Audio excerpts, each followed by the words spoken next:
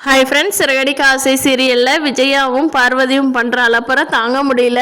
மீனா தான் ஓகே, விஜயாவோட புத்தி தெரிஞ்சதுதான் நினைக்கிறப்போ பாவம் அந்த சின்ன குழந்தை கிருஷிகிட்டையும் விஜய் இப்படி ஏமாத்துறாங்களே, இவங்களுக்கே இது நல்லா இருக்கா அப்படின்னு எல்லாரும் யோசிச்சுக்கிட்டே அவங்கவுங்க வேலையை பார்க்க போயிடுறாங்க. அப்போ பார்வதி விஜயாவும் விஜயாவோட ரூம்குள்ளே போய், எங்கே பார்வதி வீடியோ காட்டு, நல்லா வந்திருக்கான்னு பார்க்கலாம், அப்போ தானே நாளைக்கு எனக்கு டாக்டர் பட்டம் வாங்குறதுக்கு ஹெல்ப் ஆகும் அப்படின்னு சொல்லிட்டு பார்வதிட்டு இருக்கிற ஃபோனை வாங்கி விஜயா வீடியோலாம் சூப்பராக இருக்கு, நான் ரொம்ப அழகாக இருக்கேன்ல பார்வதி அப்படின்னு சொல்லி ஃபோனில் இருக்கிற வீடியோஸ் ஃபோட்டோஸ் எல்லாம் பார்த்துக்கிட்டு விஜயா ரொம்ப சந்தோஷப்பட்டுட்டு இருக்காங்க. அதுக்கு பார்வதி சொல்கிறாங்க, விஜயா நீ பண்ணுறதெல்லாம் ரொம்ப ஓவராக இருக்குது விஜயா, வேண்டாமே, இந்த டாக்டர் பட்டம் வாங்காட்டி என்ன வேற ஏதாவது பண்ணு விஜயா, இது எனக்கு என்னமோ மனசுக்கு தப்பாக படுது அப்படின்னு சொல்லி பார்வதி சொல்கிறாங்க.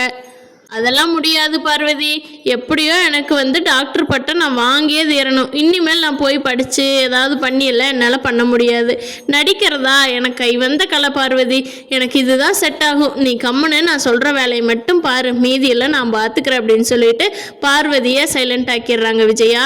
வேலையாக வெளியில் போன முத்துவோட அப்பாவுக்கு இந்த கூத்தே தெரியாது, தெரிஞ்சிருந்தா கூட விஜயா கொஞ்சம் அவர் மிரட்டி வைப்பார். கொஞ்ச நேரம் கிறிஸ்கிட்ட விஜயா சந்தோஷமாக இருந்ததை பார்த்த ரோஹிணிக்கு உண்மையிலேயே அத்தை இப்படி நம்ம பையன்கிட்ட இருந்தாங்கன்னா எவ்வளோ நல்லாயிருக்கும் அப்படின்னு, இது நடக்கவா போகுது அப்படின்ட்டு ஆஃபீஸ் போயிடுறாங்க.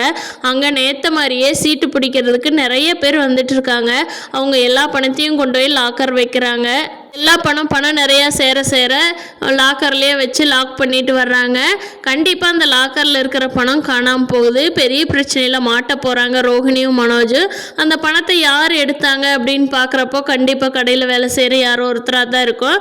அதை எப்படி மனோஜும் ரோஹிணியும் கண்டுபிடிச்சி எப்படி இவங்க கிட்ட இருக்கிற பொருள் எல்லாம் விற்கிறதுக்கு ஏற்பாடு பண்ண போகிறாங்கங்கிறத நீ அடுத்தடுத்த எபிசோடில் பார்ப்போம். Thank you friends. இந்த வீடியோ பிடிச்சிருந்தா லைக் பண்ணிக்கோங்க. நீங்கள் என்ன நினைக்கிறீங்கன்னு கீழே கமெண்ட் பண்ணுங்கள்.